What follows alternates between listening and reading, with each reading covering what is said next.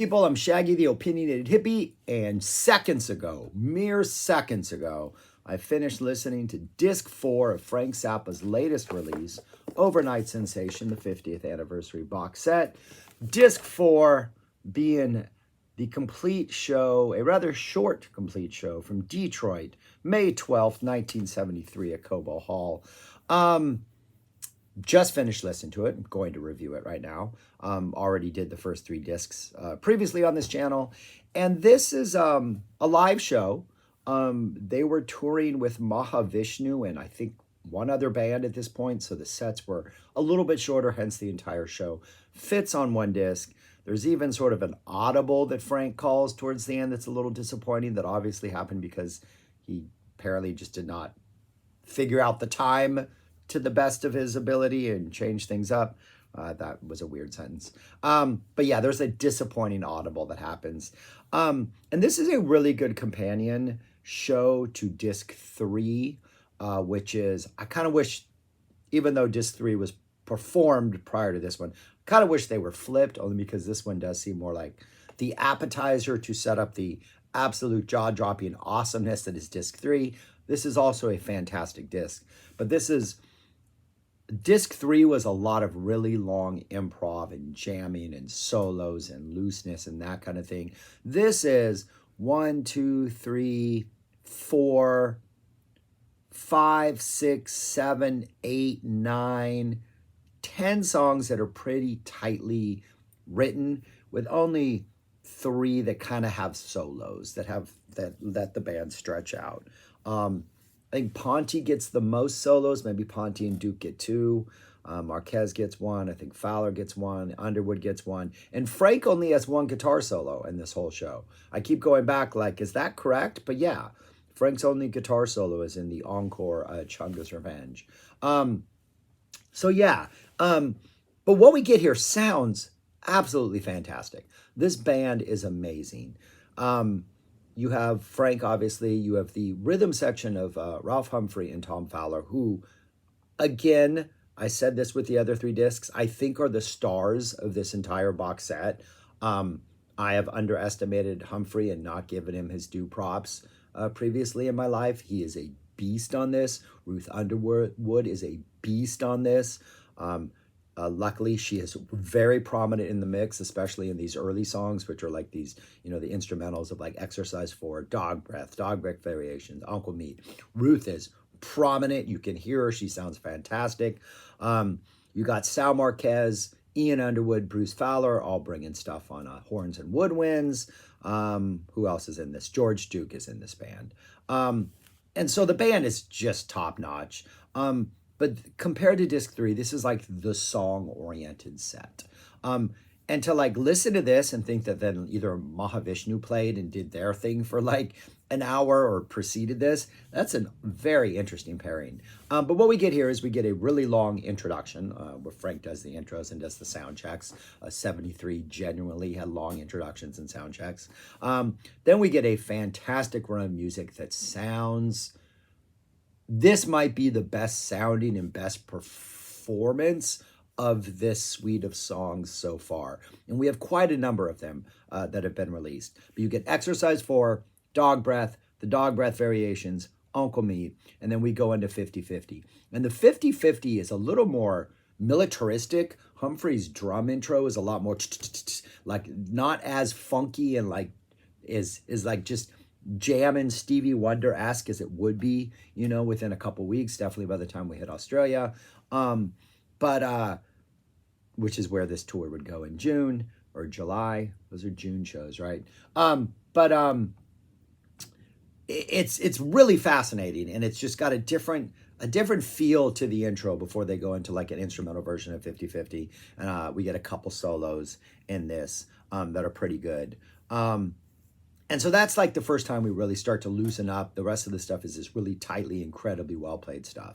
Then we get an Inca Roads, which is fantastic. And this is the Inca Roads that has like the Cocktail Lounge intro, only Sal Marquez is singing it, and he's doing it in like a Frank Sinatra tie. Did a vehicle come from somewhere out there? A lot more Sinatra-y than George Duke could ever do. And it sounds fantastic. We get a couple solos in there that sound fantastic. It's a really, really solid, good Inca Roads. And I think Marquez takes the first solo on trumpet, and it's kind of long and kind of just absolutely perfect. Yeah, so Marquez gets a chance to solo. Then Frank introduces the Don't Eat the Yellow Snow medley, and in the course of introducing it, he announces that at the end of it, there's going to be this long song that includes solos, a trombone solo, and includes a tango and all that other stuff. Well, we don't get to that, unfortunately, because what happens is he introduces Don't Eat the Yellow Snow. They play Don't Eat the Yellow Snow. Nanook rubs it. St. Alfonso's Pancake Breakfast. We get a Father Oblivion. The beginning of that feels a little bit different than it eventually would on the apostrophe version and in later live versions. Then we go into the San Alfonso Pancake Breakfast reprise, which is when they play St. Alfonso's really, really fast. And then when they get to the margarine part, the band slows down and Frank spells out margarine. The M stands for the majesty and the miracle of whatever. I don't know what it is that he does on this one. I did not write it down this time. But he gives each letter a meaning, and it's Mar, M-A-R, dash, Juh, J-U-H, dash, Reen, R-E-N-E. That's how he spells it. He would do this for the remainder of this like 73 tour, playing this, spell out margarine in this part. Then they go back to this little almost like shuffle type jam as they close out the song. And then they go into Farther Oblivion. Frank says, join the march and eat my star, until we go into the beginning of Farther Oblivion. And then we usually slide into the big Swifty part. But here, once we get that main intro, Frank calls an audible, and maybe realizing that he doesn't have time to drop like a 15, 20-minute Farther Oblivion, they go into Cosmic Debris instead, which I like Cosmic Debris much better early in shows. I think there's something more relaxed about it when it's either in the first part of a set or when it opens a show, just something mentally and just maybe the way I experience or maybe the way band approaches it. It feels like, hey, we're running out of time. Let's whip through Cosmic Debris. Frank has a pretty good, nice, aggressive solo. Doesn't quite compare to the one from the previous show, but it's not bad. So I guess he has two solos in here. My bad. Two solos. Cosmic Debris and Chungus Revenge. So he drops that solo. We get a Cosmic Debris. Then we get the encores of King Kong, which is the dun really fast version. And then we even get the dun that part. Before we go into some solos, then we get a Chungus Revenge. Frank drops his only solo during Chungus Revenge. And then we go into Son of Mr. Green Jeans to close out this little medley. And that sounds perfect. Luke Ponte's violin, especially playing the Son of Green Jeans, sounds really, really good. So this is I would say more than anything, the sound of these songs, especially like the early stuff, the Exercise, Dog Meat 50/50, the sound is fantastic. To hear them play this like more complex stuff without jamming, without solos, it all just the band sounds fantastic. But I do think when compared to Disc 3, which has these just epic performances of like improvs and solos, the Big Swifty is epic. Don't You Ever Watch That Thing, which clocks in at like essentially 40 minutes with those jams at the end, is epic. And this is really good though. And so I think maybe you pick your poison. What do you like better? Do you really like those long jams, or do you like the more like written stuff? A little bit of comedy thrown in with Don't Eat the Yellow Snow. They're both fantastic, and put together, it is an absolute phenomenal Disc 3, Disc 4 pairing, showing a lot of what the 73 band could do with Frank. But yeah, so that's it. I'm done listening to this box set. I've listened to all 4 discs. I have a Disc 5, but I don't have a Blu-ray player, so I'm not going to be playing that anytime soon. But I have it, so there it is. Yeah, right there. But yeah, fantastic box set. I might at some point just make one more video wrapping up all my thoughts later. But Disc 4. Disc 3, I think, is by far the strongest, just because those solos. Disc 4, a close second.